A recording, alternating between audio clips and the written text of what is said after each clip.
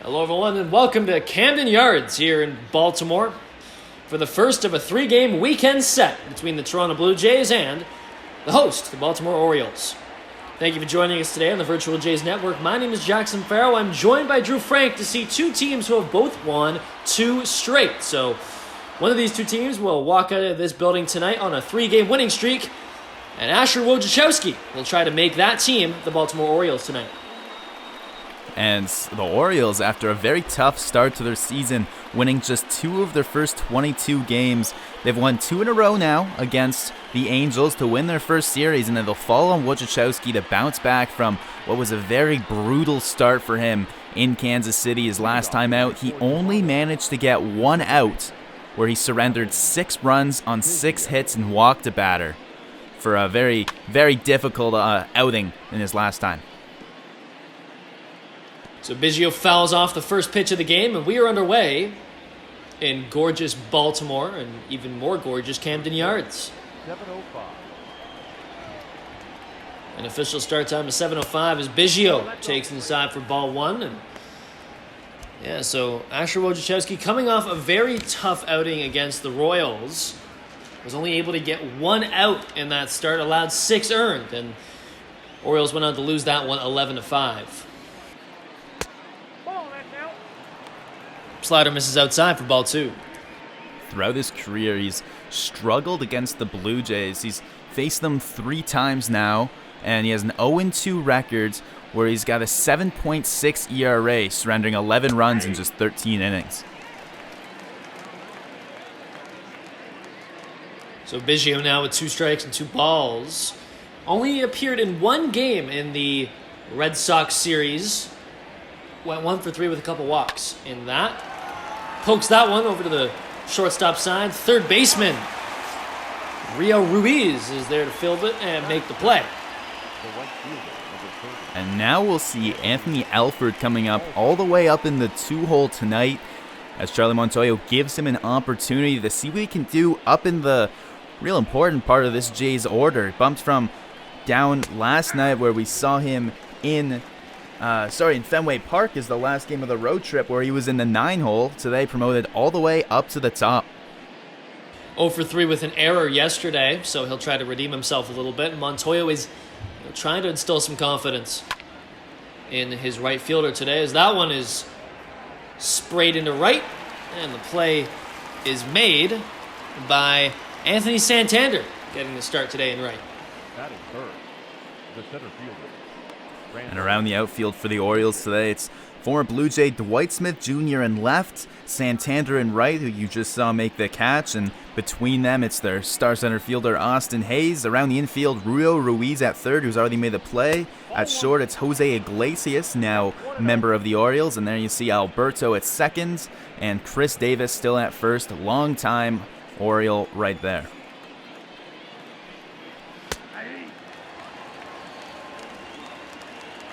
Very a team that's kind of mixed in terms of its youth, as well as a couple vets mixed in, guys like Iglesias and Davis in the lower end of that lineup, and we will get to that, I'm sure, plenty throughout this series. Grichuk in a 2-1. Checks his swing. They're going to say he went, so that he'll even have to count at 2 now.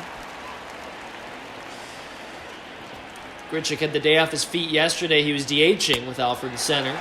And he strikes out there, so 3 up, 3 down to kick things off for Wojciechowski. And it'll be Hyun-Jin Ryu on the mound up next, here on the virtual Jays Network.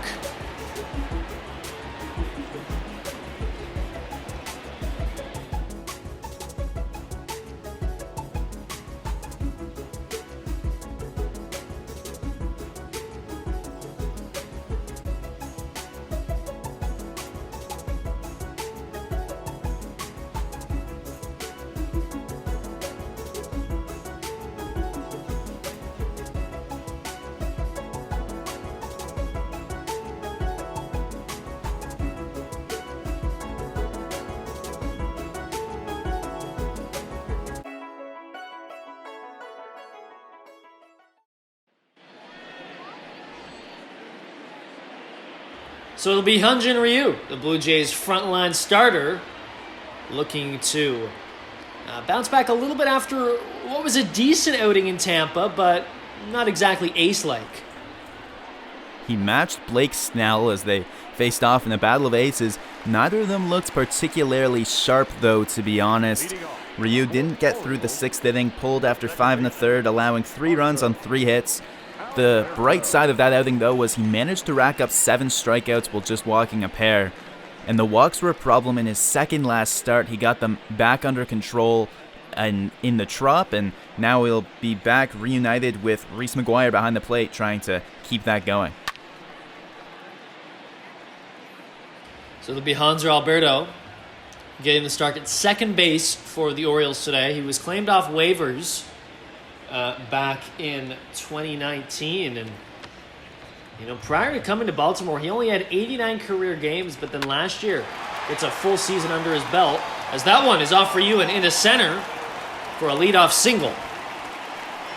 He doesn't waste any time there, attacking that one and hitting it hard right back up the middle.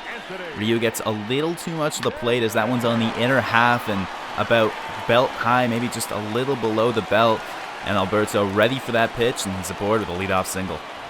Looked like it hit Ryu there. I misspoke. Looks like it may have bounced off the mound. Thankfully for the Blue Jays, big left-hander. He didn't get hit on that one because that was a missile up the middle. And around the infield for the Jays, Travis Shaw makes the start at third base today with Vlad Guerrero Jr. DHing. Tellez is back at first, Bo Bichette at shortstop, and Kevin Biggio at second. And in the field, it's Hernandez in left, Alfred in right, and Grichuk back in center, as we mentioned. Speaking of outfielders, it's Anthony Santander. And he'll swing on and pop it up into left. Hernandez ranges over and makes the play. Hernandez pushed into left field today with Alfred in right. We've seen him play both corners, and the Orioles, again, building some steam maybe a little bit as Alberto reaching base here after Santana flies out. It's the middle of the lineup with Nunez and Hayes, followed by Rio Ruiz and Chris Davis, 2 guys that can give a little bit of pop in the 5 and 6 holes. And the bottom of the order rounds out with Dwight Smith Jr., Jose Iglesias, and Pedro Severino, who's batting 9th and behind the plate tonight. And here's one of their key producers in Baltimore, at least they're trying to count on him. It's Fernando Nunez, DHing today. Debuted way back in 2016 at the age of 22, but again, he had only played 30 career games prior to being claimed off waivers.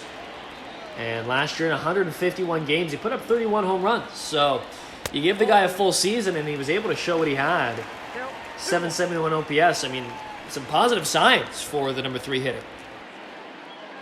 And someone that's going to get a big opportunity, just hitting 205, but getting some runners on base here as he lifts this one out to center field and not able to capitalize, but as one opportunity with the runner on doesn't come to fruition for him, being in the 3 hole with a guy like Alberto in front of him and even Santander, he's going to get a chance as he hasn't really had too many opportunities throughout his career.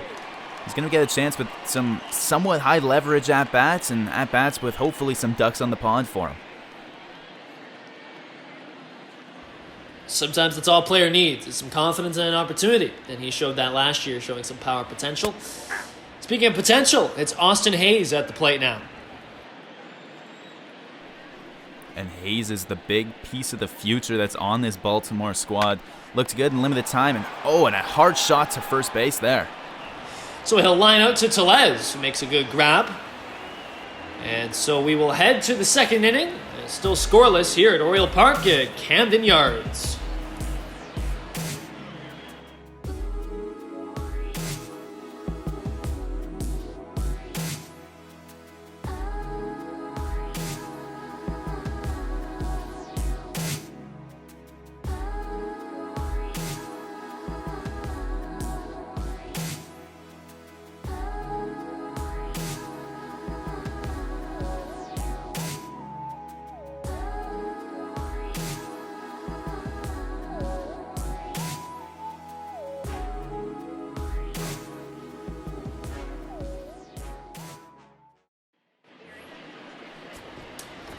Welcome back, the Virtual Jays Network here in Baltimore, the third city in this road trip for the Jays.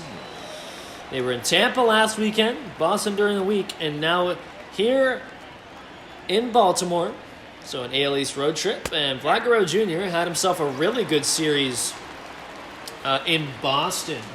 Went 5 for 11, 4 RBI, 2 home runs, and a walk. And he drills that one over to first. The big man, Chris Davis, there to field and make the play. One away now. That was a big series for Guerrero Jr. Not only those 2 home runs, he also had a big double in Game 2 of the series. And yesterday, that major home run he launched to center field, an absolute no-doubter that just one of the deeper ballparks in center field with a tall wall out there was no problem for Guerrero Jr. as he powered it right on over it. Put the Jays up 2-0, and they never looked back yesterday, and grabbing the rubber match at Fenway, as you mentioned. And that's an important series for the Jays because they dropped 2 of 3 in Tampa. They had dropped 2 of 3 to Minnesota the series prior, so to gain some confidence against Boston, a team who they really have their number. I mean, they're now 6-1 on the year against them. And you get some momentum coming in to face a Baltimore team that, let's be honest, is ripe for the taking here. 3-0 to Shaw, taken right up the middle. Strike 1. And Shaw's struggled in this ballpark, just 6 for 44 in some time spent, of course, with the Red Sox. Oh, and he almost gets that ball in right field. I thought that was going to land well foul, but a great effort there by Santander to almost run that one down. But Shaw trying to turn things around in what's been a house of horrors for him as he's off to a good start tonight. Gets himself a walk, and I'm surprised he doesn't have more success considering he's a lefty here, and it's all just about getting that ball over that wall. It's a park that you can certainly have some good power numbers in if you're a lefty. I mean, just look at Chris Davis, for example. Nonetheless, we will see what he can get up to this series. As Hernandez hits that one over to third, to second for 1, to first to complete the double play. So the double play there started by Rio Ruiz. Wipes out a 1-out walk from Shaw. And we will head to the bottom of the second, still scoreless here in Baltimore.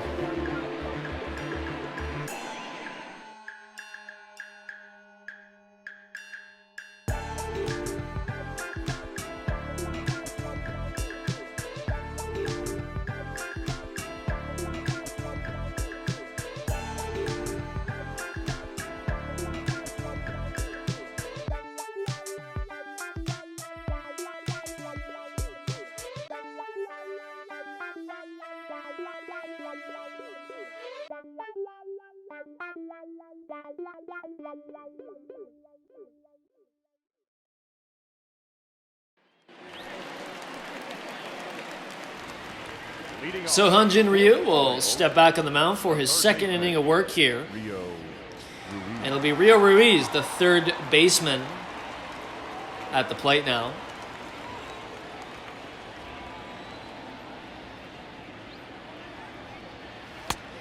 And Ruiz, a guy who, 25 years old, turns 26 in May, and again, a real first full season last year, and had himself nothing really spectacular. Hit 232, 12 home runs, but he's a viable third baseman, right? And again, when you're trying to fill out these spots, you wouldn't mind having a bit of a younger guy, a guy in his mid-20s who, probably won't blossom, not to be rude, but probably won't at this point of his career. But hey, take a shot, and why not when you're a rebuilding franchise?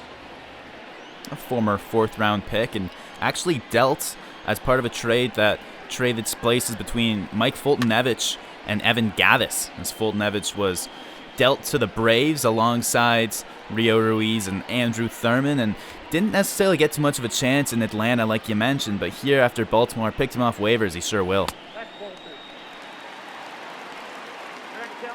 Cutter misses low, so 2-2 now to the third baseman.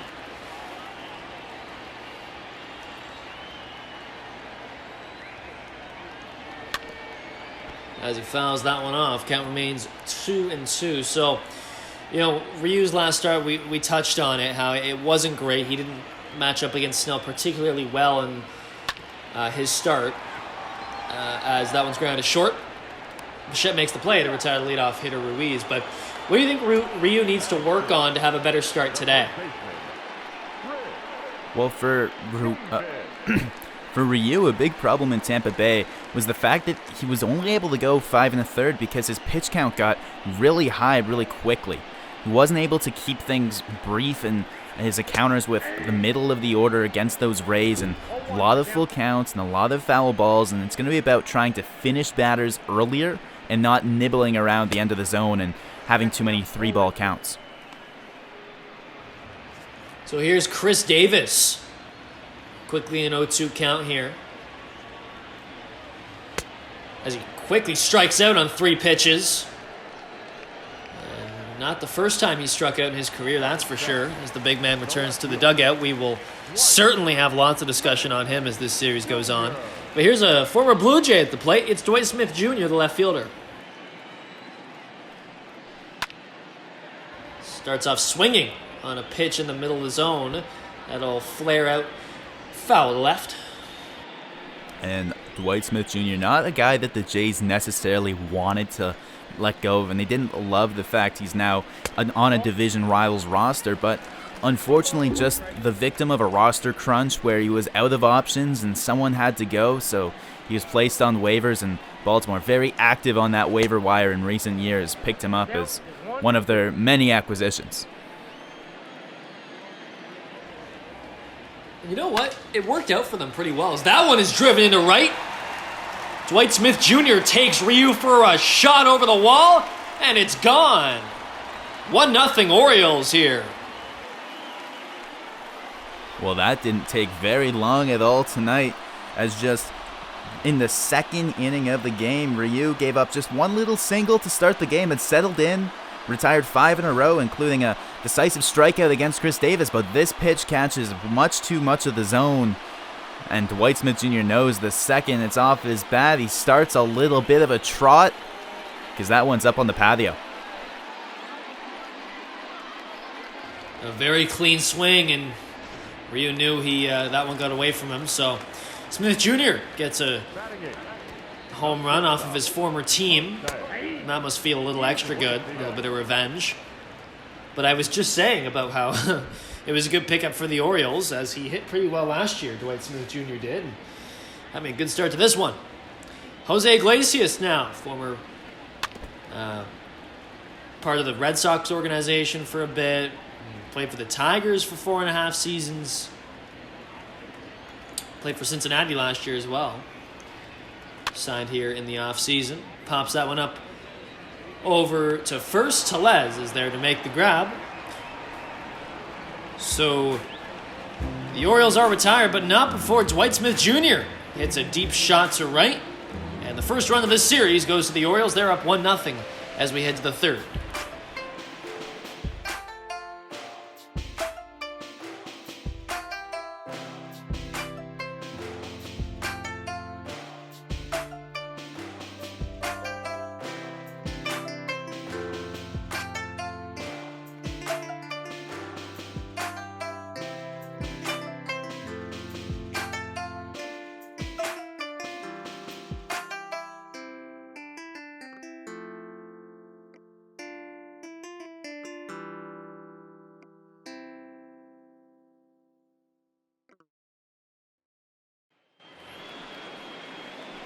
Hello and welcome back to Baltimore.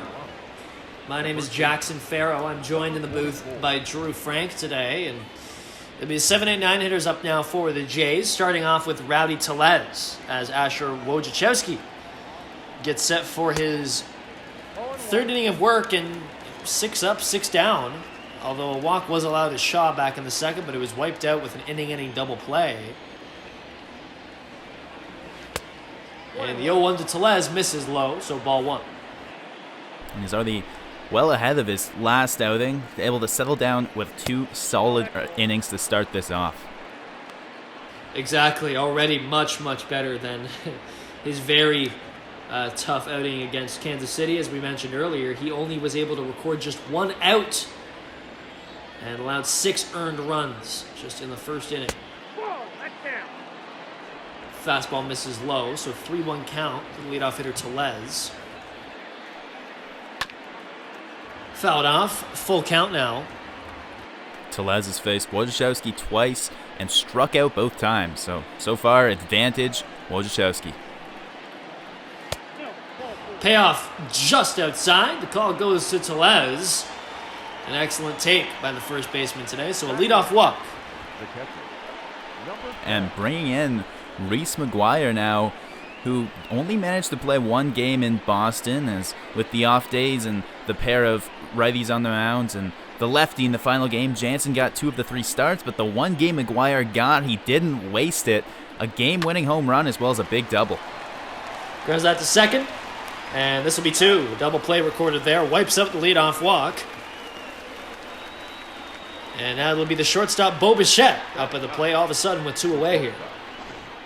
And in just 3 innings, he's already induced 2 ground ball double plays. So nice work by Wojciechowski to really settle down as soon as he allows a base runner. Just not let that nerve him, and he's only had to pitch from the stretch to 2 batters tonight. Nope, that's the ball. Curveball misses inside to Bichette for ball 1.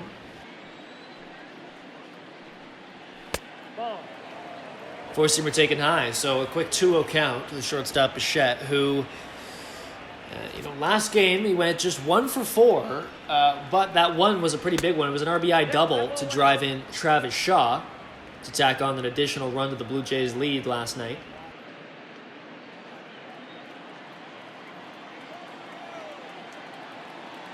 Three balls, no strikes to the shortstop Bichette.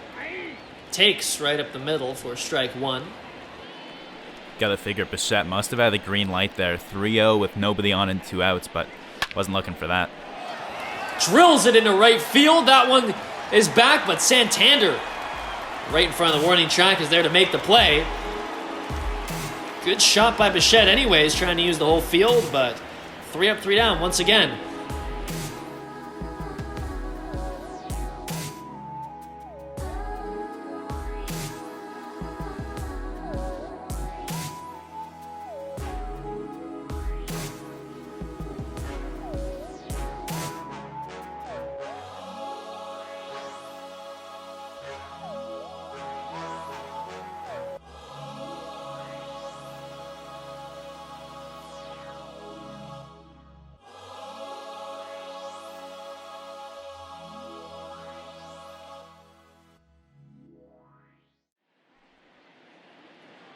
So we'll take a look now at Baltimore's hitting stats for this season, Andrew. It sure hasn't been pretty. Well, dead last in just about everything. The only offensive stat we've got on our board that they're not in last place is stolen bases, but all the big ones, runs scored, home runs, all 3 of the triple slash lines, 15th in the AL and 30th in the MLB, and literally you can't get any worse than that. But so far tonight, they've got an early lead, and they've managed to attack first against the Jays' ace as Joyce Smith Jr. with a big home run, and now they've just got to worry about protecting that. Baltimore dead last coming into play today in home runs in Major League Baseball at just 16, but of course that number now at 17 with the Smith Jr. shot. But on that board they had the lowest average, lowest OBP, lowest power numbers. But where does that all start? For example, if their on-base percentage was a bit higher, would all their other numbers perhaps be better as a result? What's the root cause of their offensive issues, do you think? Well, the one number we didn't have on there is strikeouts. And the Orioles are second worst in the league for most strikeouts accrued as a team. And really that leads to everything. And your average and on-base percentage are both going to suffer if you're striking out all too often. And that's something that's really bitten them so far this year. So if you're looking for one root, it's really been the swing and miss and inability to work enough walks to balance out the strikeouts. Speaking of strikeouts, the number 9 hitter, Pedro Severino, is Ryu's second strikeout of the game here to lead things off in the third. Curveball down in the dirt. Induces a nice swing there as that pitch was right in the dirt as Maguire picked it, but nonetheless Ryu able to change speeds and fool Severino into chasing it and gets a quick first out. Good sequencing there from the left-hander. From Alejandro Alberto. And we were hanging out around the cages earlier today. It's funny, all his teammates were calling him Radio. And couldn't figure out why, but that is, of course, his nickname, Alejandro Alberto's, for whatever reason. As he grounds out to second, so quickly 2 away here in the third for Anthony Santander. And he stung that ball over to Biggio pretty hard. Similar to his first at-bat where he lined a single on the ground. That one was right up the middle, though, and got into the outfield for a single. This time, not quite as lucky, but 2 balls he's hit pretty hard against Ryu so far. So it's Anthony Santander. Picked up in the Rule 5 draft from Cleveland. And he's quickly in an 0-2 count here after taking another fastball. 20 home runs last year for the right fielder. One of Santander's home runs last year made it all the way out onto Utah Street. He hit the 100th home run to reach the road back in last June. Switch hitter, of course. And I think he provides this Orioles lineup with a much-needed balance between, versatility at the plate. You can hit some contact, he'll get on base for you. But he's also got a little bit of pop, showed it off last year, as I mentioned, 20 home runs. So he slides in the 2-hole pretty comfortably.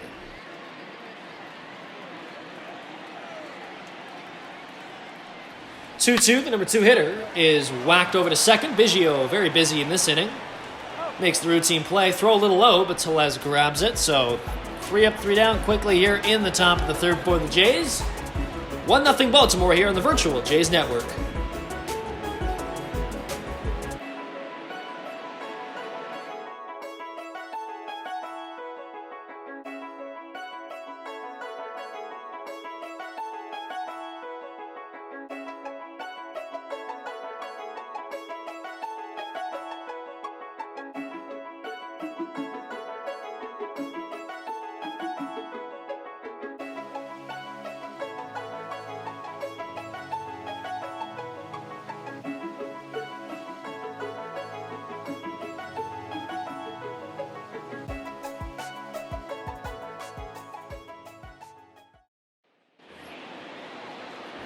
Welcome back. So we'll see 1, 2, 3 hitters for the Jays to lead things off in the top of the fourth. Both pitchers working quickly. Only 1 run scored in this one off a Joyce Smith Jr. homer. As that one is laced in the left field by Biggio, it'll get down. And the left fielder is going to have to go all the way over. That's Joyce Smith Jr. So after playing in the shift, the Orioles give up a leadoff triple to the lefty Biggio, who does an excellent job of using the whole field.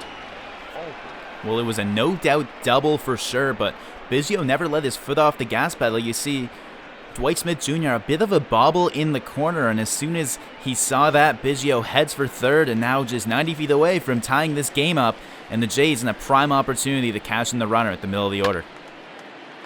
So it'll be Anthony Alford with a great opportunity here to do so. Still hitting below 200 on the year. And he went just 1 for 7, as I mentioned, an error yesterday in center field.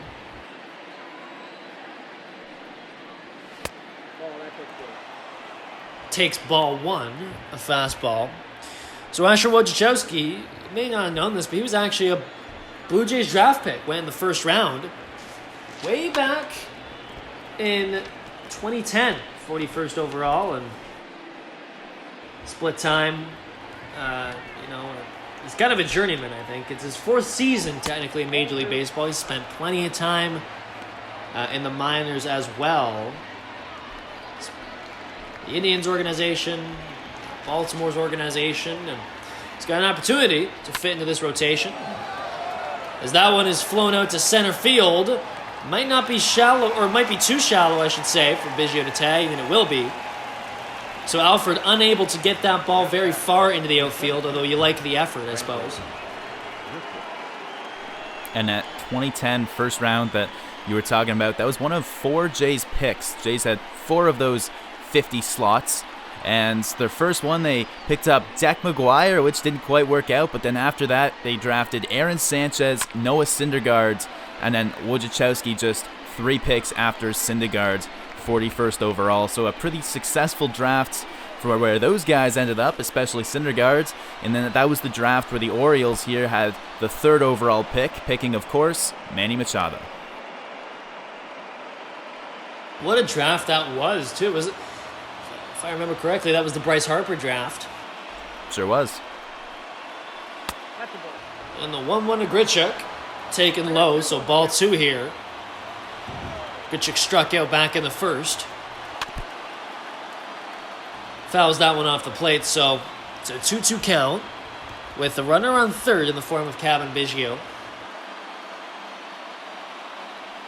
Here's the pitch.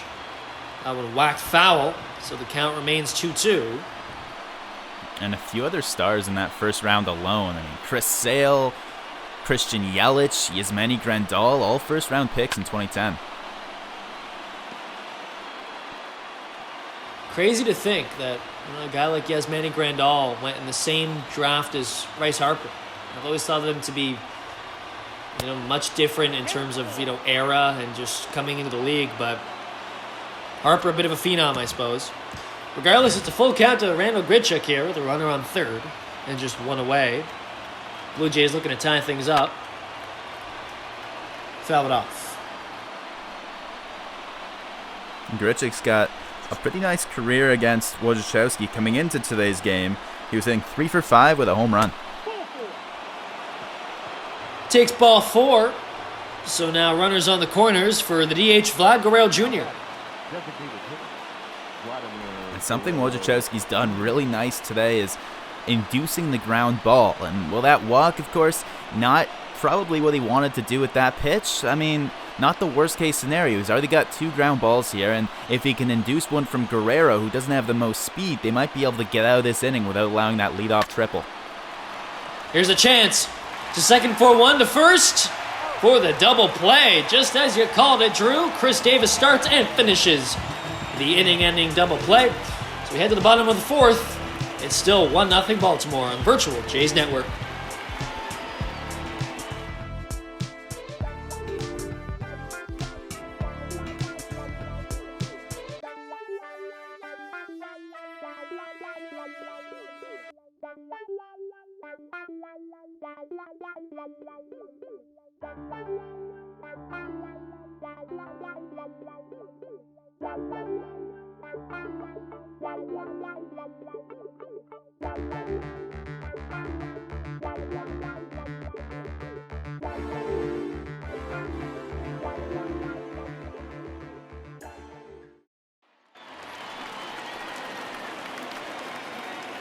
Hello and welcome back to beautiful Baltimore, Maryland.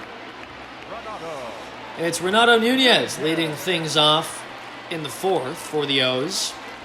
They're up 1-0 off a Joyce Smith Jr. blast to right back in the 2nd inning. And here's a shot to dead center field. Fernando Nunez puts the Baltimore Orioles up by 2 now.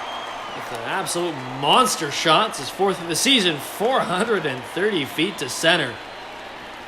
And that one got out in a hurry. My goodness, 430 feet to dead center field. Ready to jump on Ryu, not wasting any time this inning. Starts it off with a home run, and wow, what a shot. Yeah, an absolute no-doubter. Very first pitch he saw, it was right up the middle, and he makes absolutely no mistake.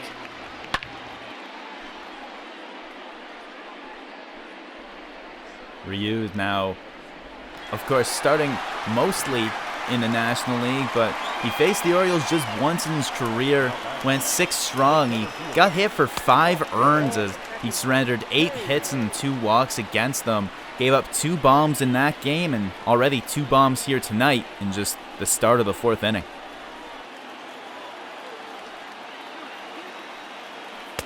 One out to Austin Hayes, and therefore a strike. And, you know, the ace, we talked a little bit about Ryu's last start, where the ace is supposed to stop losing streaks and continue winning streaks. Well, the Jays have won 2 in a row. They could come out of this one, with 3 straight in their back pocket, but a couple of home runs surrendered now by Ryu, and they're down 2-0. And it would really deflate the Jays, who went into Fenway Park, not an easy park to travel to any time of the year. Took 2 of 3, and now heading to Camden, losing on the Friday opening night. Especially with your ace on the mound against a relatively unproven and inconsistent pitcher and Wojciechowski going for the other guys, that really hurts team morale. Certainly one you pencil in as a must-win, not because of the importance necessarily, but just because you feel like you should. Although there are no participation marks, of course, in Major League Baseball, and games are not won on paper. Full count now to Austin Hayes, the center fielder. He lined out to first to end the first inning. And of course, we mentioned, despite the fact the Orioles only have 4 wins, 2 of them came this week. They won on Wednesday and Tuesday, had the day off on Thursday, and are ready for this Jays team. So Hayes strikes out. It'll bring up Rio Ruiz. Now batting, the third baseman, Rio Ruiz. Right there, he comes back with a fastball. That caught a lot of the plate. And I'm sure Hayes, as he swings through that one, is walking back thinking, man, wish he could have that one back. Works out for Ryu. The change of speeds catches Hayes off guard, but that one a little bit elevated, but almost right down the middle. Ruiz just 2 for 7 on the season, so a very limited sample size, but he's got an opportunity here to add on to that, of course, in a 2-0 count.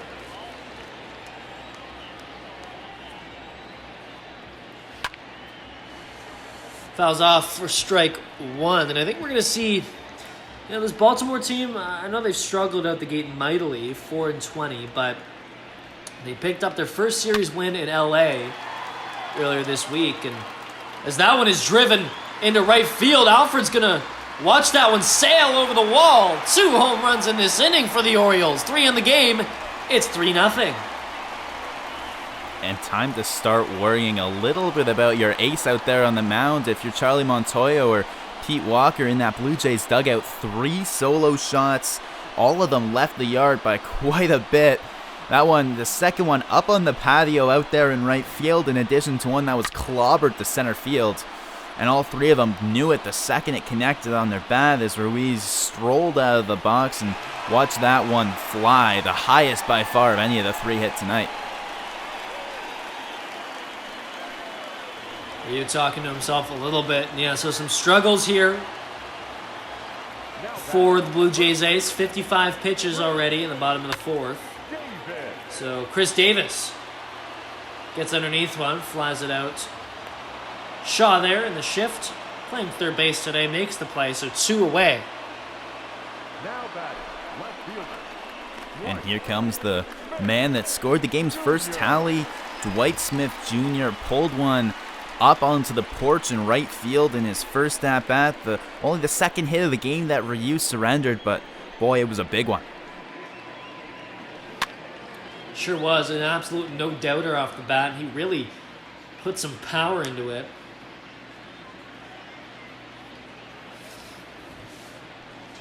I had been mentioning that he was a good pickup. I mean, he's just 27 years old, and only 47 games with Toronto in 17 and 18. He was a first-rounder in 2011 to Toronto. So they took Wojciechowski in the first round in 2010 with one of their picks, and then Dwight Smith Jr., who we see today just a year later. But last year puts up 13 home runs in 101 games, so maybe some power potential, but just, again, given the opportunity to show what he has here in Baltimore. And with that home run in his last at-bat, since he went to Baltimore, he's now 10 for 30 with 2 home runs, 3 walks, and 7 runs scored against this Jays team. He's hit his old team well. Certainly has. And it's good motivation when your team cuts you from the outfield. And I mean, you look at a guy like Anthony Alford. He took Joyce Smith Jr.'s spot. I mean, he won that job, and Alfred certainly hasn't looked great this year so far, and I'm sure we'll get to him a bit more later, but that's just part of the outfield jam that the Blue Jays have had the last couple years. A lot of maybes. As that one has popped up, catcher Maguire there to make the play. So the Jays escape the inning, but not before allowing 2 more home runs to Baltimore. It's a 3-0 game here at Camden Yards.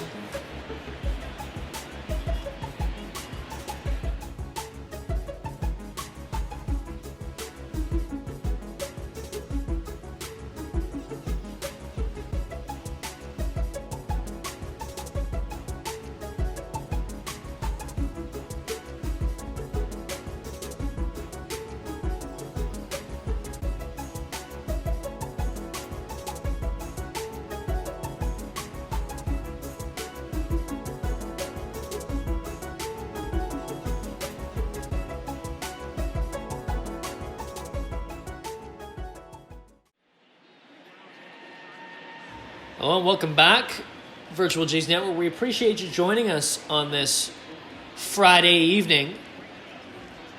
And what a beautiful evening it is here in Baltimore. We are honored to bring you some more coverage of the Jays. It's game number 26 on the air, and it's flown by so far. We hope you're enjoying it as much as we are.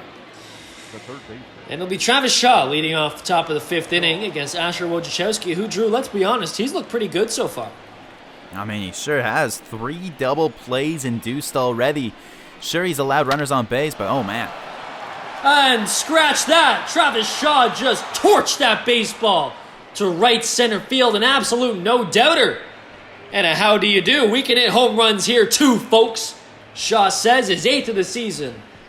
And the Blue Jays have a run on the board. And that one was a laser beam to center field. 107.8 mile an hour off the bat.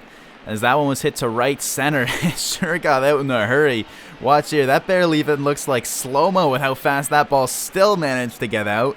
We said off earlier in the broadcast how he had struggled here earlier in his career, not really doing much at Camden Yards and batting average in the low 100s. Well, guess what? That home run will go a long way to turning that around fast. Welcome to 2020, where it's a 3-1 score and every single run has been scored on a solo shot. As Teoscar Hernandez now will try to follow up that very loud start to the inning. And I mean, I guess you can see where that comes from. The home team is 30th in the team and 30th in the MLB in on-base percentage, and the road team is 29th in the MLB in on-base percentage. As Fernandez takes a shot to left center, Hayes right at the wall, and that was a close one. But he reaches up and grabs it for the first out of the inning. And just about back-to-back home runs. Hayes had nowhere to go there. He's back pressed up against the wall, reaching up above his head and hauls that in. Not quite robbing a home run there, as that one wouldn't have had enough to get over, but man, just about. The balls are flying tonight here in Baltimore, and crowd in for quite the treat because it's still pretty early, and both pitchers have shown that they're going to be giving up these balls, but I think more so it's just these hitters that show mass power potential. And here's another shot to right field, Rowdy Tellez. It's a 3-2 game. 2 home runs in this inning for the Blue Jays. And that's his first of the year, Rowdy Tellez. In a shortened season, he wasn't with the Jays off the top of the year, but he sure is with them now. As he wants to join the party, it's now a 3-2 game. And at the bottom of the 4th, we saw 2 solo home runs with a put out in between. And now here we see 2 solo home runs with the fly out in between. And oh man, maybe the Jays offense is starting to see Wojciechowski a little bit better as those 2 home runs make it just a 1-run game now. And when we saw Shaw Hernandez-Tellez coming up in this inning during the commercial break, we were talking about how it's either home run time or strikeout time. And we almost saw 3 straight home runs. I mean, we were just a couple feet away from Hernandez taking a shot to center as well. But wow, so Travis Shaw is 8th of the year. Gets the Jays on the board. Rowdy Tellez is 1st of the year. Cuts this Baltimore lead to just 1 now. So 1-1 to Maguire is swung on and missed. 2 strikes now. Maguire grounded to a double play in the 3rd. As that one misses low, so 2-2. That one taken right up the middle for strike number 3 and the 2nd out of this inning. And that fastball just freezes Maguire. Clearly not what he was looking for, and not the start to his night. He wanted to ground into a double play in his first at-bat, and now he goes down looking to get Asher Wojciechowski just 1 out away from escaping an inning that you bet he sure wants to get out of right now. Yeah, the Blue Jays lefties all doing damage in this one. Shaw with Tellez now a home run each, and Kevin Biggio 1 for 2, but had a triple to lead off the 4th. So Bo Bichette in a 2-0 count with 2 away. Fouls to that one off the screen.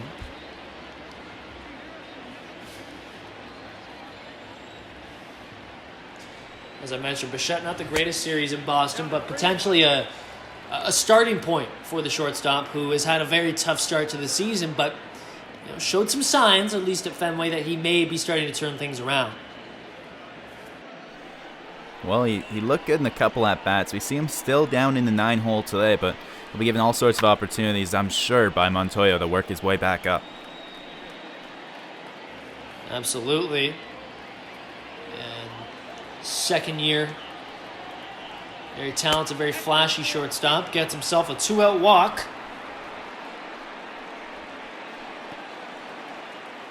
So Bichette gets aboard for the first time tonight. And it'll be Kevin Biggio, who, as I mentioned, tripled back in the 4th. And that walk to Bichette means with a runner on base, they'll be playing straight away against Biggio, and that might be even better for them than shifting. That triple against the shift would have been a routine fly ball with how far it stayed up in the first at-bat. That one's hit right up the middle. Biggio reaches, now 1st and 2nd, 2 away. And some nice hitting as that changeup just stays a little too high up. It doesn't get down as low as Pedro Severino probably wanted that pitch to get. Biggio takes advantage and hits it nice right back up the middle. Great 2-out hitting to keep things going.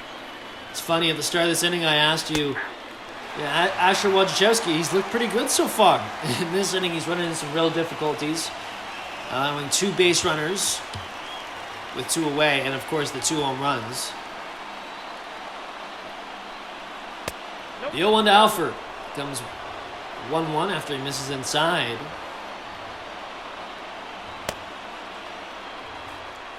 So Alfred 0 for 2 on the day. But runners at 1st and 2nd, man, he would love to get a hit here. Drills that one down the left field line, foul. And 2 strikes on him already. He's been the victim of a strikeout quite often early this year. And another victim of the strikeout there is Alfred, as he's 0 for 3 now on the day. Strands the runners at 1st and 2nd. And we'll head to the bottom of the 5th in Baltimore now, a 3-2 game.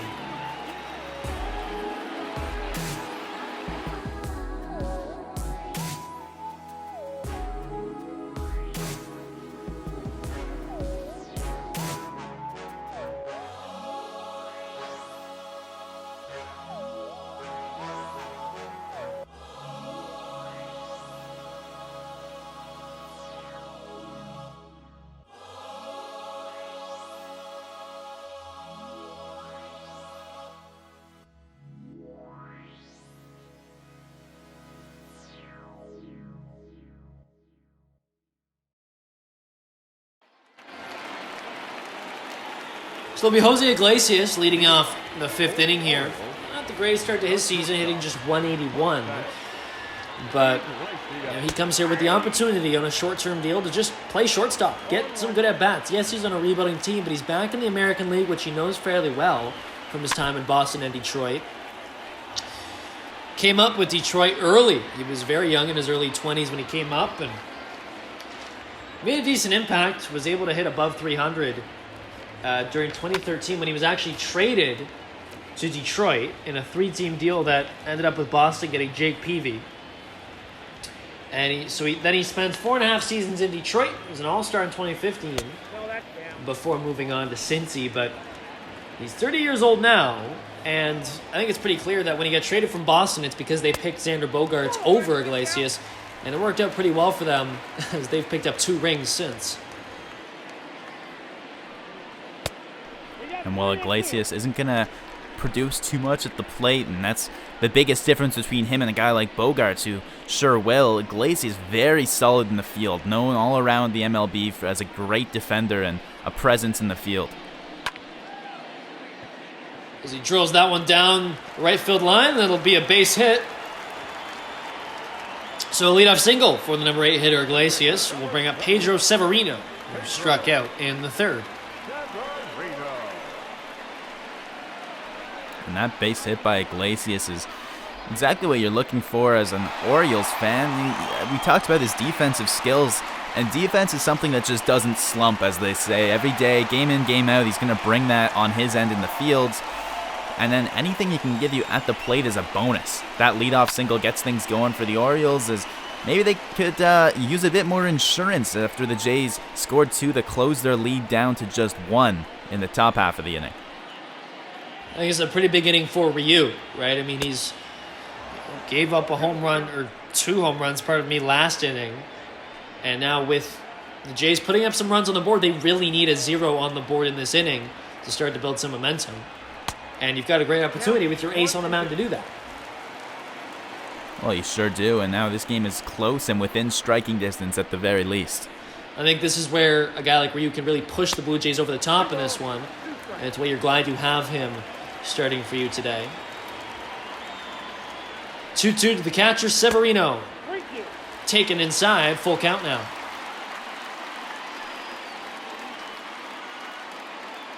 Ryu really working now.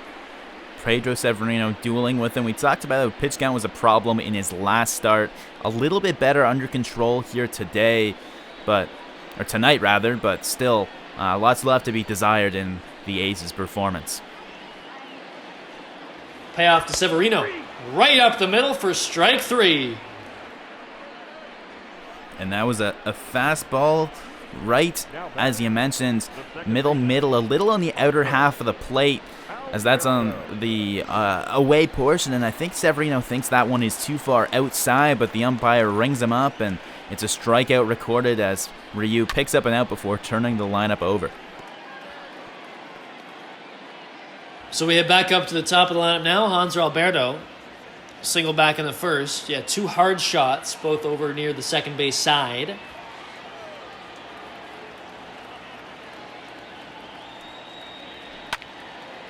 Trolls that one foul. Now quickly 0-2 here. And the Orioles had the day off to recover after the road trip to Anaheim, but that second game not too great for Alberto. Caught stealing and grounded into a double play. 2 mistakes you don't like to see. You don't like to see that either if you're an Orioles fan. Back-to-back strikeouts after a leadoff single. So a 2 away, that'll bring up Anthony Santander, who's 0 for 2 in the day as well. And we've seen the heart of this Orioles lineup sting Ryu so far tonight. So after allowing the 8-hitter to reach, you think maybe they'll have some opportunities to generate some trouble with the bottom of the order getting on as things turn over to now the big bats at the top. But Ryu with back-to-back strikeouts able to limit the damage a little bit, and he's now just 1 away from a clean 5th.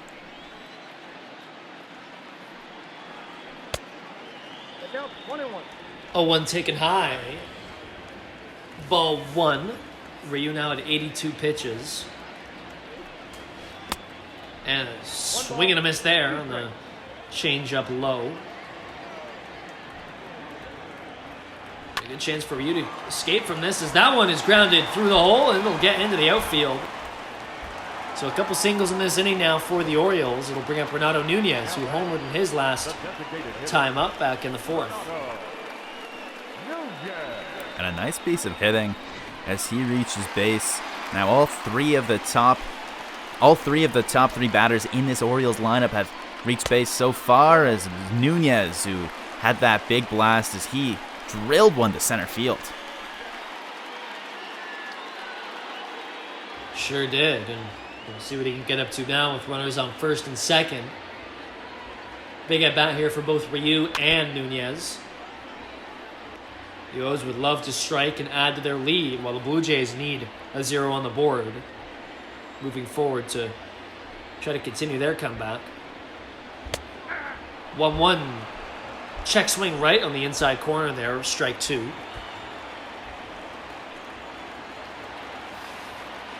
Two out, 2 strikes. Number 3 hitter Nunez fouled back to the catcher. Unable to catch it is Maguire, obviously. So still 1 ball and 2 strikes to the DH. That one's popped up into center. Grichuk has a beat on it. Makes the play. And a much-needed scoreless inning for Ryu here, as we'll head to the 6th inning now. 3, 4, 5 hitters looking to tie things up or maybe even take the lead for the Blue Jays here.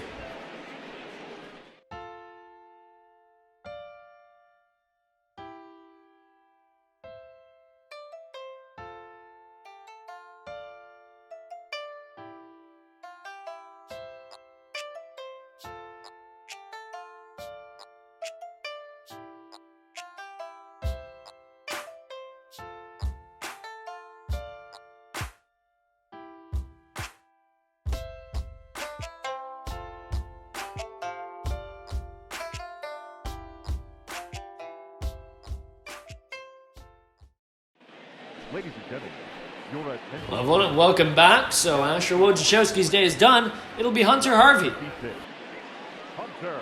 And Harvey comes in now to face 3-4-5. No easy assignment for him, but he's been pretty good so far this year. And he's an interesting pitcher to watch because we saw, specifically, if you remember back to that Royals series where we saw Chance Adams and Jesse Hahn, 2 guys that were highly touted and all sorts of skill and talent, but never really were able to establish themselves as legitimate starters to live up to their hype. I mean, Hunter Harvey's another guy that couldn't get it done as a member of the rotation after injuries and setbacks. Last year, he finished the year as a reliever, and it seems that's where his career will now remain, as so far so good in his first full season as a relief pitcher. He's here for the Orioles trying to maintain a 1-run lead. Well, one hit right back up the middle by Grichuk, and he is retired. That was a bang play at first. Grichuk almost outran that throw by Alberto. Nonetheless, one away for Vlad Guerrero Jr., who grounded into an inning-ending double play back in the 4th. And he really spoiled that inning because he had a runner on third, nobody out, weren't able to capitalize. We'll see what he can get up to now.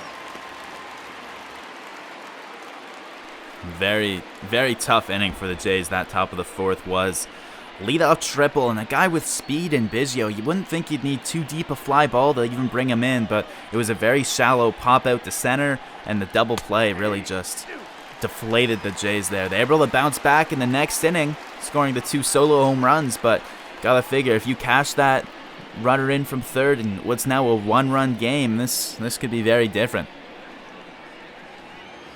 Harvey now up 0-2 quickly here to the slugger Guerrero Jr. Drives that one over to short. Iglesias in the hole, makes a jump and a throw, and he can't get him. Guerrero Jr. is able to outrun that ball, give a piece of hitting and a better piece of base running.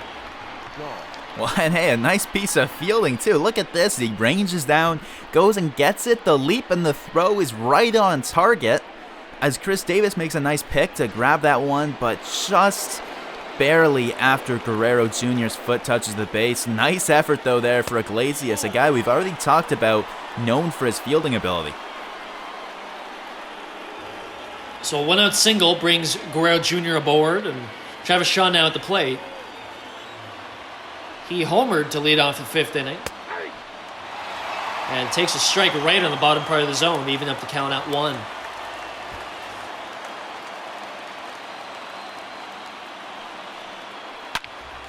He'll drill that one down the line, but it'll curl foul.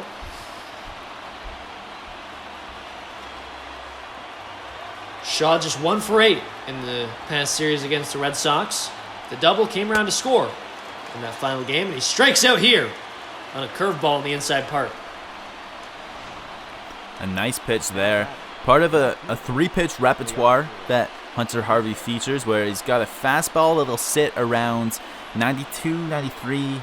I can get it up to around 95 if he really gets something behind it. But he also features a slider and that curveball that you saw there that got Travis Shaw. Lots of break on it, and that 3-pitch repertoire is part of something he developed as a starter. You know, not just a 2-pitch guy. He's got the 2 different breaking balls he can go to. Hernandez fouls that one off. Now in a 1-1 count is the left fielder. He's 0 for 2.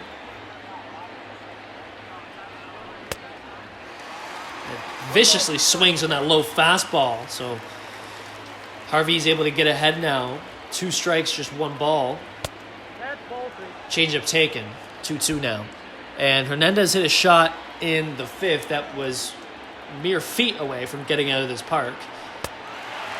And now he strikes out in the high heat from Harvey.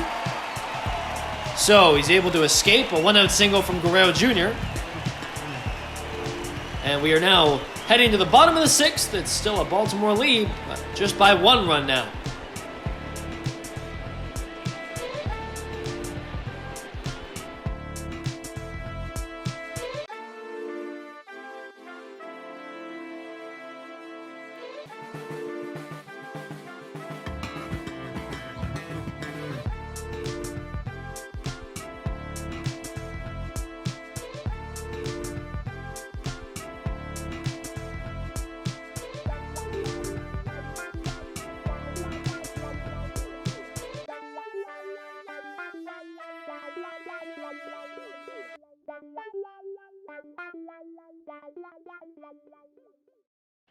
Your attention, please.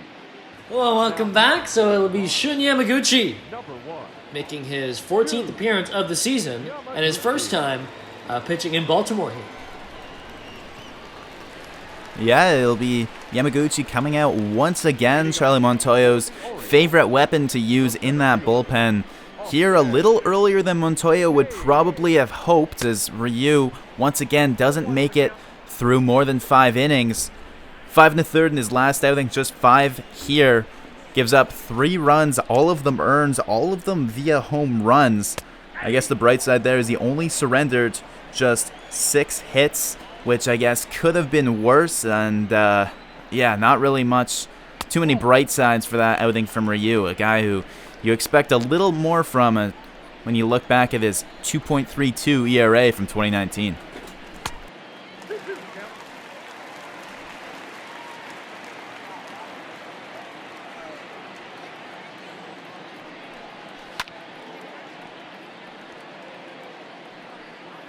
And now we're going to see, what Yamaguchi gets up to as the season moves on. He's had some good outings, some poor ones. But he's been part of a Blue Jays bullpen that's been very reliable, at least for Montoyo. Starts things off with a strikeout on Austin Hayes. No, we haven't seen too many strikeouts from Yamaguchi so far this year. We've seen him inducing the ground balls more often than not. He's picked up a couple strikeouts. He's averaging around a strikeout every couple innings, and you see one there to start things off with a bang against Hayes. But when he does get those strikeouts, it's because of what you saw right there with great pitch mixing. He can throw pitches in 4 different speed ranges. He's got a hard fastball, a super slow curveball, then he's got a slider and a splitter that fall in between. That one's drilled into right center, but Grichuk is there deep in center field to make the play. So Ruiz is retired. That'll bring up Chris Davis now. Davis is someone who's always hit righties much better than lefties throughout his career. So Ryu being lifted from the game and favor of the right-handed throwing Shun Yamaguchi is a sign that Davis is happy to see.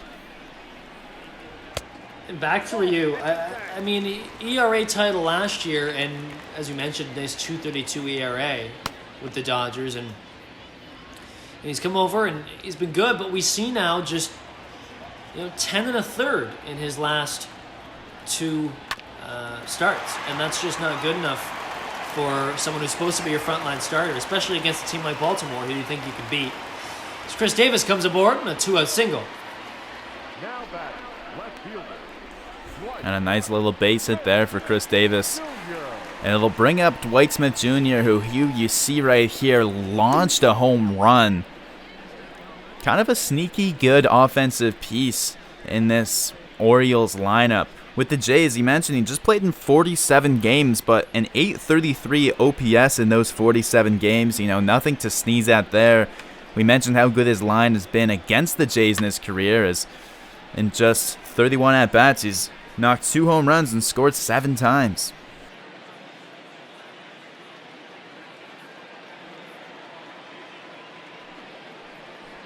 So 1 for 2 in the day is the left fielder, of course, after that seismic shot to right. Hitting 7, but I think Dwight Smith Jr. is a guy who can move kind of up and down your lineup, and I think he will with Baltimore. Most of these players most likely will. Takes that cutter high for ball 1. I'd expect to see him up a little bit tomorrow against Shoemaker, the right-handed pitcher. Smith Jr. bats left-handed, so maybe a little lower down as Ryu is on the mound tonight. Yamaguchi gets a strikeout off the lefty Smith Jr. So Yamaguchi gets a nice scoreless 6th. Score remains 3-2 Baltimore on the virtual Jays Network.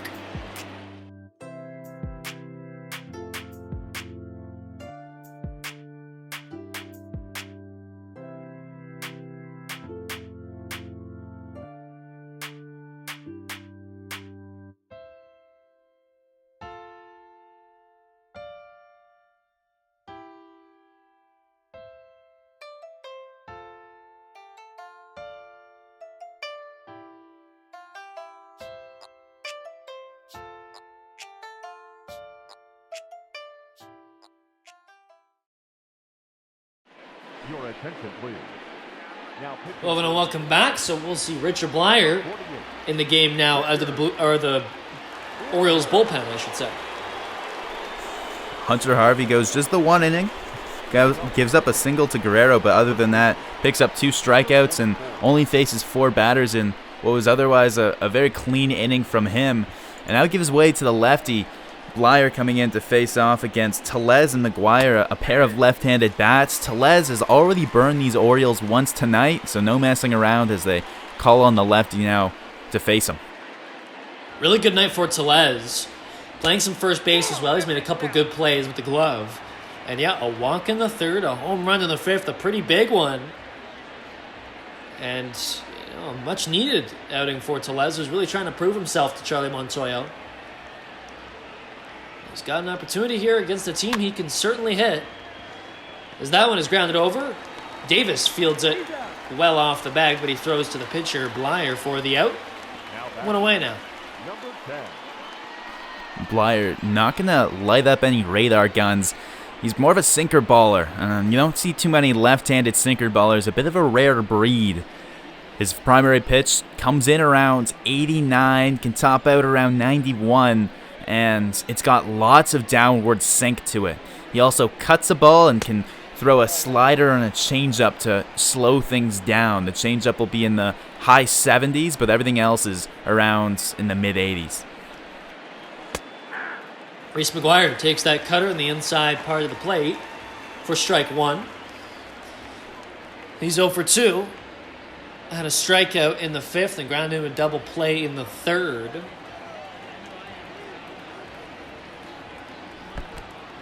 As he checks his swing, they're going to say that he didn't go there. Or he did go, actually. Pardon me. So Blyer's ahead in the count, 1-2. That one misses outside. So Maguire gets into just one game in the Boston series. but it's looking like, at least by him starting this game, that he may get no more than one in Baltimore.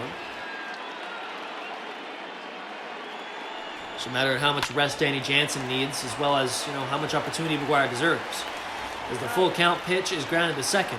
So 2 away now with the put out, and that'll bring up Bo Bichette, who is 0 for 1 on the day with a walk.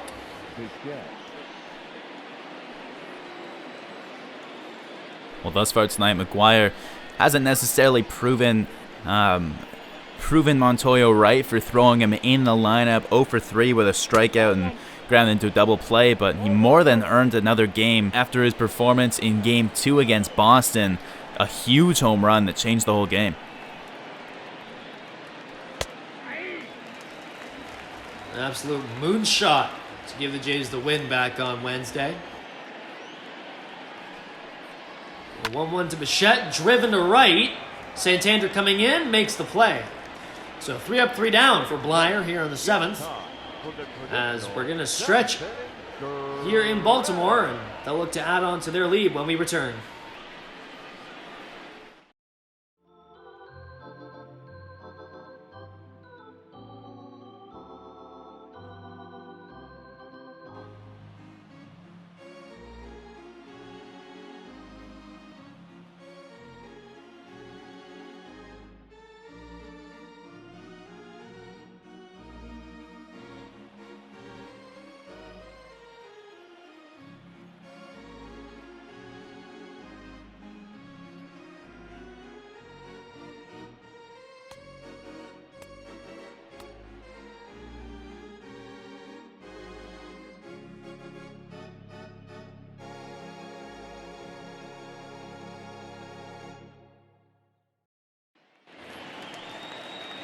So Shun Yamaguchi returns to the mound for his second inning of relief in this one, looking to bridge the gap between Ryu, who was only able to go 5, and the back end of the Blue Jays bullpen, and Bass and Giles.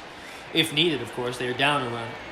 So Yamaguchi trying to hold these Orioles to just 3 runs. And he'll start off with the leadoff hitter, Jose Iglesias. And Iglesias instrumental in both of the 2 games that they've won in Anaheim. Picked up an RBI in each of those games, a big double in the first one. So he lines up to third, a good play by Shaw, backhanding that one, so 1 away here. Well, it's interesting what Yamaguchi does to this Jays pen, because if you look back at the Boston series as an example, we talk about he came in on the first game of the series in relief. And that was a game where they didn't quite get the start that they were hoping for from Tanner Roark. Roark only goes 4 innings. Yamaguchi comes in, pitches the 5th, 6th, and 7th. Miller pitches the 8th, and they only use 2 pieces of the pen. That means the whole bullpen is rested. So the very next day, when Chase Anderson only went 3 innings, they could use Font for 2, and then Gavilio, Pannone, Romano, and Giles were all ready to go because of Yamaguchi's ability to throw multiple innings back on Game 1. Yeah, very effective pitcher who can give you some long relief. Of course, has tons of experience as a starter. That's mainly what he was with Yomiuri.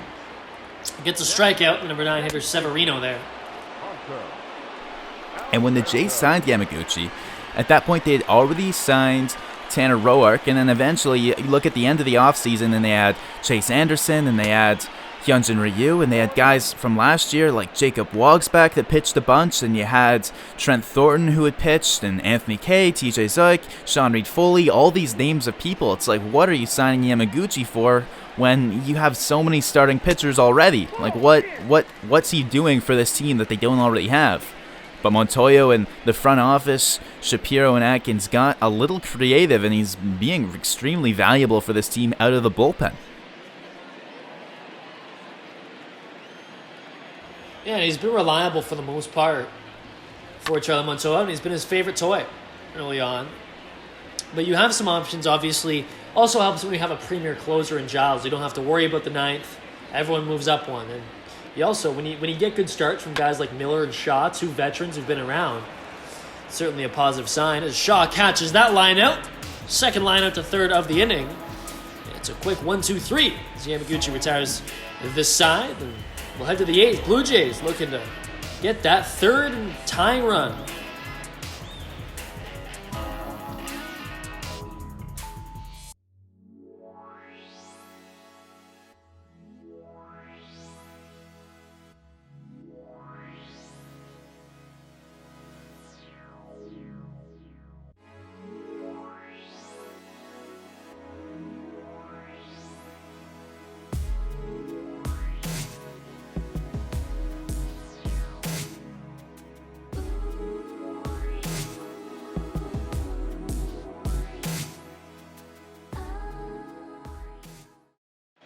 Ladies and gentlemen, your Welcome back, as we'll see Michael Givens, bit of a mainstay in this Baltimore bullpen last few seasons. And if you haven't seen Givens pitch yet, take careful observation to his delivery. He is a very unique sidewinding. It's not quite sidearm because he has his release point doesn't drop quite that low, but he really picks his leg up, carries it all the way over, and then the arm slot comes out more to his side than upright, about 3/4 or a little bit lower. But how he gets there, he doesn't come over the top by rotating his shoulder and elbow. He almost slings his arm forward as he delivers it to the plate. How does that affect the eye line for the batter with that arm slot? As that one has popped up. Hold that thought, Drew. Popped up, foul territory. Davis makes the play. Well, very effective, especially against righties. Has been his MO over the past few years. He's got his fastball, because of where he releases it from and how low it starts, he sinks it so it has even more effect. And so it comes in around 95, 96, but not only that, it'll break in on the righties. You can see he goes off speed against Alfred, but expect him to come back with a sinker in one of the next couple pitches. Very effective because it starts a little bit lower and then it's got velo and break in on the inside part of the plate. Just saw it there, taken for ball 2. So a nice hitter's count for Alfred, who's 0 for 3. Taken inside once again for ball number 3. So Alfred not biting on the inside fastball you were mentioning, Drew. And so Givens, the former shortstop, will try to have a nice, clean setup inning against the 1-2-3 hitters. That one's called a strike, bottom part of the plate, so now 3-1.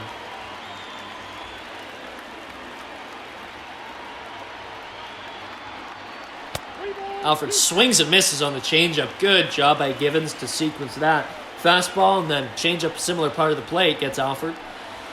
Payoff pitch now, and a swing and a miss. So 2 straight whiffs for Alfred, and he strikes out once again. Givens battles all the way back. You can see the spin when we slow it down. There he brings out the sinker and the breaking action in on the inner half. Alfred misses that one by a fair amount as he was completely fooled. You can see the barrel really nowhere near making contact on that one. Maybe he read that. The spin of the sinker is similar to the spin of a changeup out of the hand, and as a result, he's late on it, misses it right above, swings underneath that ball, and Givens racks up a strikeout.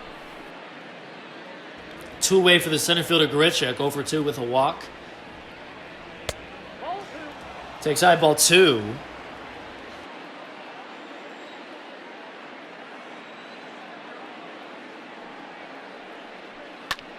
And so this inning not too productive for the Jays thus far. Alfred 0 for 4 on the day. And, Montoya really gave him an opportunity. Despite having a tough go in Boston yesterday, he doesn't reward Montoya. Going, 2 fly-outs, 2 strikeouts. Where do you think we see him tomorrow? Do we even see him in the lineup? Well, Gurriel gets the day off today. You can probably expect he comes back tomorrow. Whether or not that bounces Alfred from the lineup, we'll have to see. Back-to-back strikeouts for Givens on Alfred and Grichuk. Quick 1-2-3 inning in the setup role for the premier reliever. We head to the bottom of the 8th. Still 3-2 Orioles.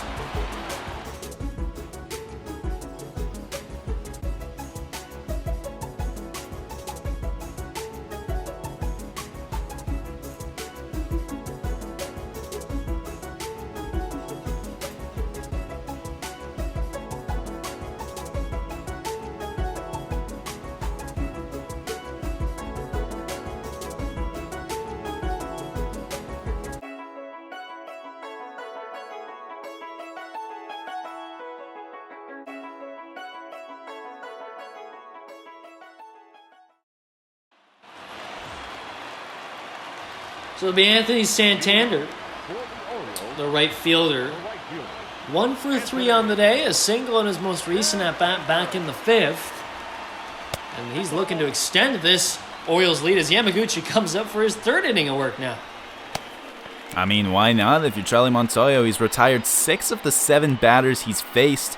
The one runner he allowed was just a soft single by Chris Davis that found to the hole as he grounded it through the infield and reached base, but Yamaguchi not affected by that at all as he bounced back by striking out Dwight Smith Jr. the very next batter. And no problems in the follow inning as it was 3 up, 3 down in the 7th. So that was flown into right center. Grichuk ranges over and makes the play. So the leadoff hitter Santander is sat down, which will bring up one of the home run hitters, one of the 3 in this lineup, Fernando Nunez.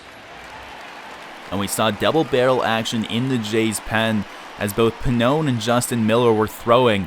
We've seen both of them at times in lower leverage and equally at times in higher leverage situations. Kind of Swiss Army knives that Montoyo can go on based on matchups regardless of the situation, and both of them have looked good so far as well if needed.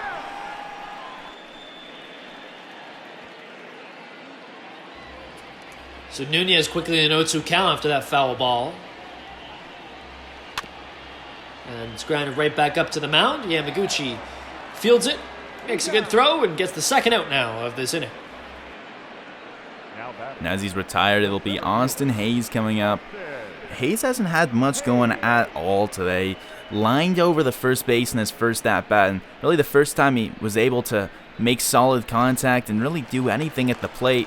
After that, it was back-to-back strikeouts, burned high by a fastball that fooled him in his first at-bat, in his first strikeout back in the 4th inning, struck out again in the 6th, swinging, and now he'll see Yamaguchi again. He was the first batter to greet Yamaguchi. He set him down quickly on strikes. So the 0-2 quickly here is that cutter's taken in the bottom part. Yamaguchi working quickly and effectively. As you mentioned, just 1 base runner allowed, and it was a single from Crush Davis. Ball 1 taken low and inside there.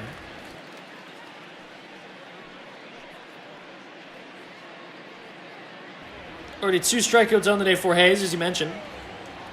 He'll look to avoid that similar fate here, 3rd time. As that slow rolling curveball is in the dirt, ball 2.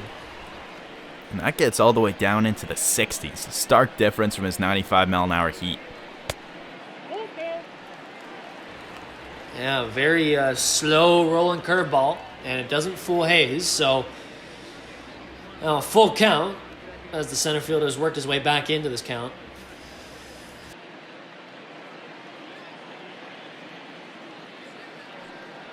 The payoff, a 2 away and nobody on.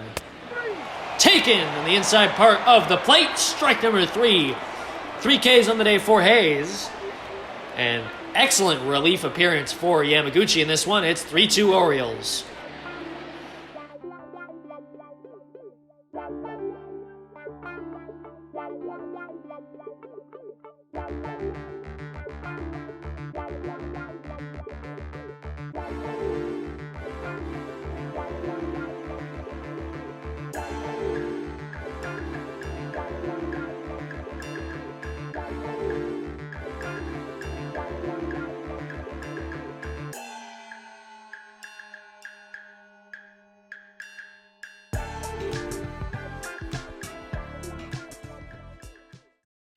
Your attention, please. It's closing time, so we will see the Orioles closer this season, Paul Farough, the lefty. He's been very effective so far, and one of the dangers of having a left-handed closer, a lot of people shy away from it because when you face the heart of the order, a lot of the time you got some big righty bats and you're scared of the platoon matchup. Well, how about Fry hasn't allowed a hit to a righty all season so far? He's got a few tough ones here. It'll be Guerrero first, then after Shaw, who he has the favorable matchup against, there'll be Teoscar Hernandez due up third.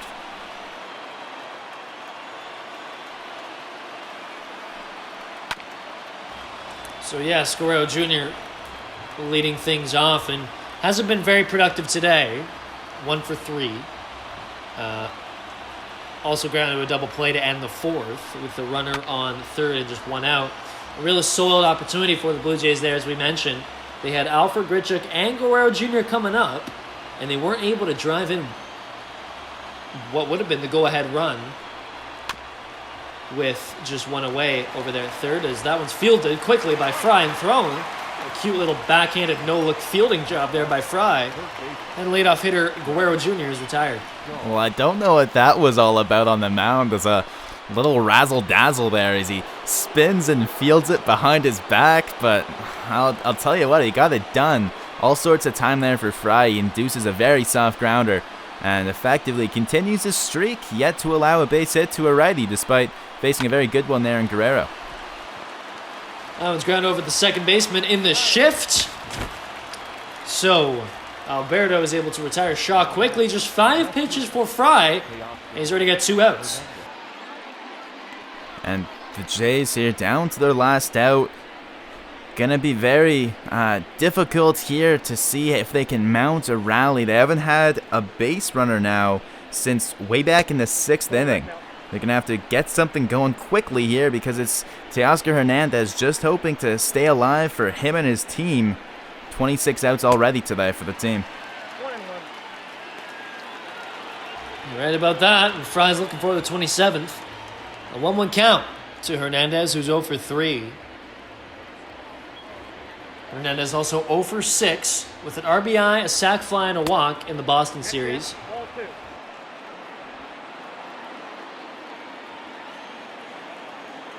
2-1 count in the left fielder. Misses low, so ball number 3. And Rowdy Tellez looming on deck. I tell you, he sure wants to get into this game. Whether or not he'll get another chance, he had a big hit earlier in the game to get the Jays on the board. Hernandez swings and misses, so it's a full count, 2 away. As that one is swung on, driven into the outfield, that'll get down in center for a base hit. So Teoscar Hernandez reaches on a 2-out single here in the 9th. And we haven't mentioned it yet all game, but it's worth noting Brandon Drury left yesterday's pregame with an injury, sent down to AAA, or sorry, not sent down to AAA, he was put on the IL and called up from AAA. In his place was Tejada, but without Drury on the bench, this is a spot you actually might see him. He hits lefties better than Tellez does, but he's unavailable because he hurt his left leg yesterday. So Tellez will have the opportunity here. As I mentioned earlier, he's had a pretty good game. Now a .235 average in 17 at-bats on the year. Hit his first home run of 2020 back in the 5th. He'd love to add another here. Swing and a miss there. Strike 1. And sure is a motion of confidence in Tellez. You've got Gurriel on the bench as well as Danny Jansen. 2 of your better hitters, especially against lefties, but Montoyo trusting the big first baseman here, who's now heading the count 2-1. Hernandez with some speed as well on the base paths. Not going to steal too many bags for you, but certainly not a liability either. Tellez looking to keep this inning going for the Jays in this game. As a matter of fact, fouls that one off. Now evens up the count at 2. Fry battles back here, now with just 1 strike away.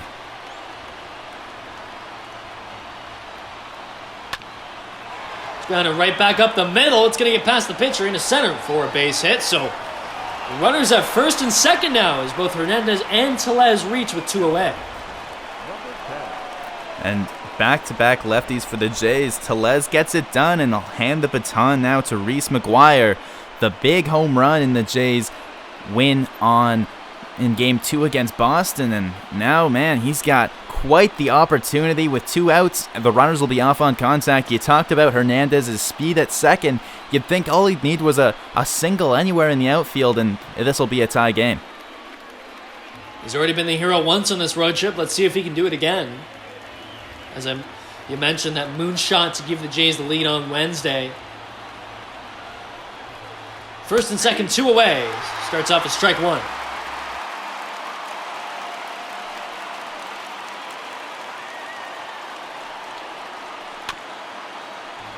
The runner at second is Hernandez, and the runner at first is Rowdy Tellez.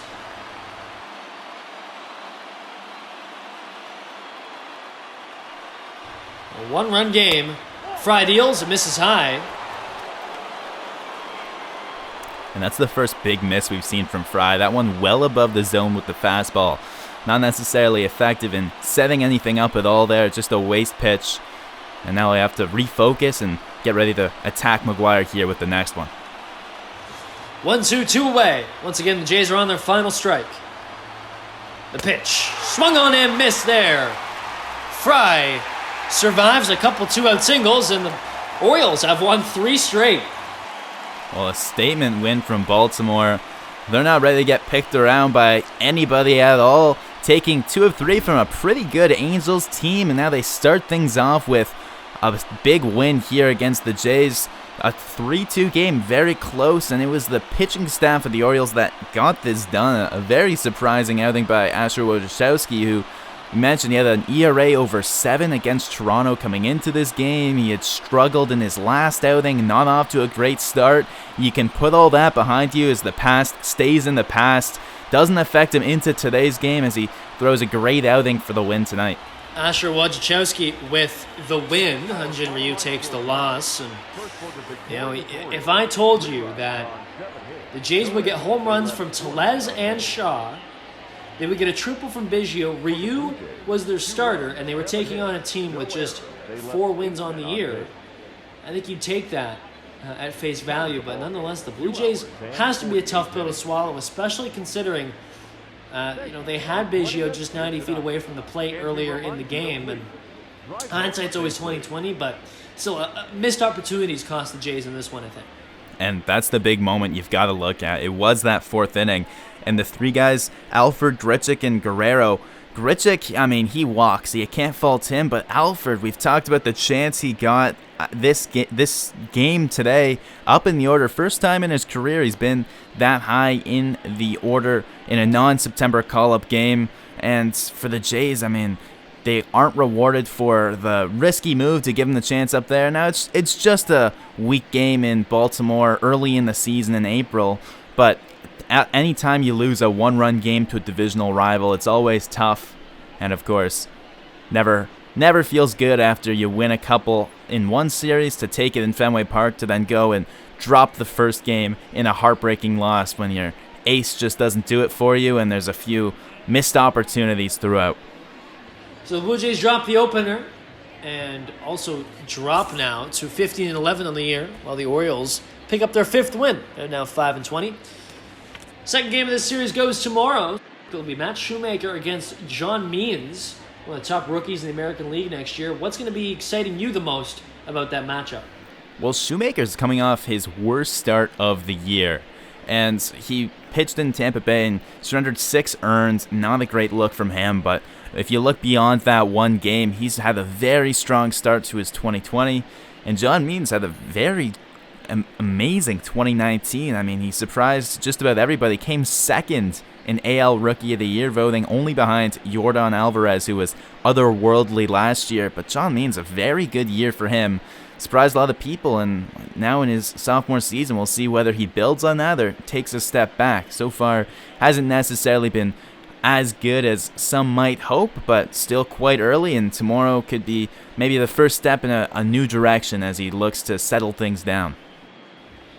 And a much-needed bounce back for the Blue Jays tomorrow. We'll see if they can get her done right here on the Virtual Jays Network. So for Jackson, Farough, and Drew Frank, we appreciate you joining us to see as the Baltimore Orioles take a close one over the Blue Jays 3-2 here at Oriole Park at Camden Yards. And we appreciate you joining us, as I said, and we'll see you next time, everyone.